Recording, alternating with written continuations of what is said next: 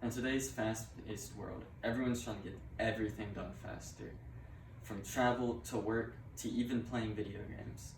Hi, my name is Noah Frank, and today I wanted to talk to you about speedrunning.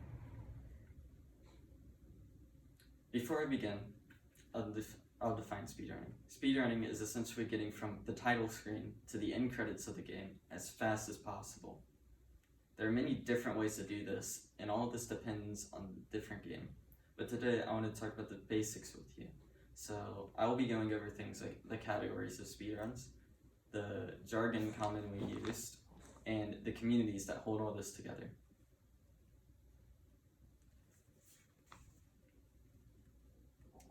The different categories are very important to your run. It can be the difference between a run taking 2 hours or a run taking 5 minutes. Some of the more popular categories include something like any percent, which is just beating the game as fast as you can from start to finish using anything at your disposal, including glitches and exploits. 100%, which requires you to pick up everything of the game in order to 100% the game as fast as possible, and you can use any glitches or exploits that'll help you out with that. Now, some games don't have clear goals for something like 100% category, so they have special rules such as all bosses. This is commonly used in games like Dark Souls, where there really isn't a clear 100% goal, so instead they'll just beat every boss in the game. Another important category would be something like any percent, no glitches. Some games you can beat almost instantly with glitches. For example, Pokemon Blue, the run can't get any better because with glitches you can beat the game in less than a minute. So for games like that, more popular categories would be any percent, no glitches. And then another type of run would be something called a task run. A task run is a tool-assisted run and is nothing like a normal run. A tool-assisted run allows you to play the game at one frame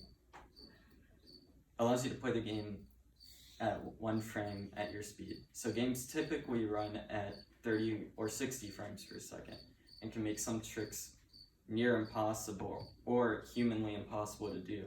With a task run, being able to play the game at your own speed, literally, allows you to achieve the theoretical perfect run. Alright, so next I want to talk about some of the jargon used in speedrunning. I wanted to begin this by talking about live split. Live split is something that you'll see in almost any speedrun, and it allows the speedrunner to keep track of time using something called splits. Splits are very helpful because they allow the speedrunner to divide the game into different objectives and then see how long they're taking on each objective. They can link this up to something called speedrun.com, which is a common leaderboard site, and they can upload their times, they can compare themselves to the world record, things like that. While using the software, you'll notice by the times that there'll be either red, green, or gold numbers. A red number means that that's the longest, or that they're over time on the split. The green number means that they have gained time, and the gold number means that they've achieved their personal best for that split. Doesn't matter where in the run that is. They could be 5 minutes over time, but if they did the best in that split, that number will appear gold. Next, I want to talk about the difference between glitches and exploits. A glitch is something unintended by the devs. If you were playing a game and you fell through the floor, that would be a glitch. An exploit is something that is intended by the devs, but used in unintended ways. For example, in speedruns, something common you'll see is players manipulating enemies to do what they want them to do. This can make fights easier or just allow them to completely skip things. And so while it's intended for these enemies to act in these certain ways, it's not intended for them to always do that, which is what the speedrunners have figured out how to do. And next, I wanted to talk about sequence breaking. Sequence breaking is very important for speedrunning, and it's typically used in story-based games. It allows players to completely skip parts of the story and they can go from the very beginning of the game to the end almost instantly in some cases. They can also use sequence breaking to jump backwards in the game depending on the game and the category. For example, some all bosses runs of games, players will jump back to earlier parts of the game after going to later parts of the game to get things like better gear. Next, I wanted to talk to you about the communities in speedrunning. The most common way to reach out to other speedrunners of the game is through Discord. Discord is basically like a newer version of Skype that works a lot better. You can ask speedrunners any questions that you have, ask for tips on how to get into the game, and then speedrunners will even post challenges for each other in order to keep them pushing forward on the game.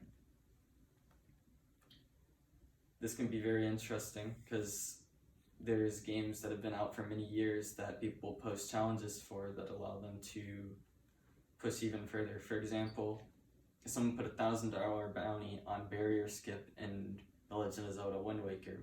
And if someone could figure out how to do this, it could theoretically save over an hour's worth of time on a speedrun. Since then, that's been discovered, but many years after the bounty was put out. It's interesting to see how the communities can work together to do these things. Next, I want to talk to you about GDQ.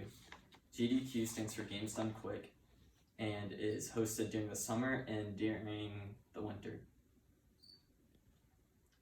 This is a massive speedrunning event that is used to donate money to charity. People would donate for different incentives and stuff towards games to be played on stream, and then this money will be used to go to these charities.